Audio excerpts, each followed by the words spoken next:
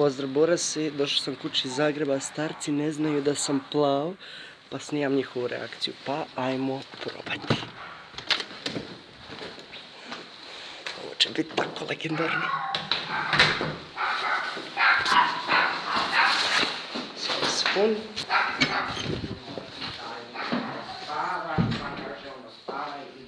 O, pije se kavica, by the way, snimam vas za YouTube. Moj dolazak kući. Nemoj nas snimati, molim te, ko Boga dragoga. Nemoj snimati ni slučajno. Ajde, da i vas Ajde. Pa da vidim, pa narasao si, Bog te vidio. Da. Evo, promijenio se. Desilo se nešto čudno, ne znam jel ti to sad kažem. Neću.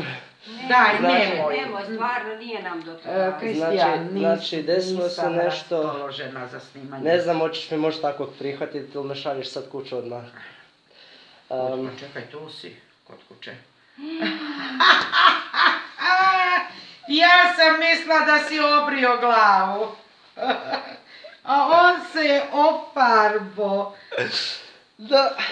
Čekaj, kad si skinuo kapu, na koga si me podsjetio? To je bilo to, Boras. Ne,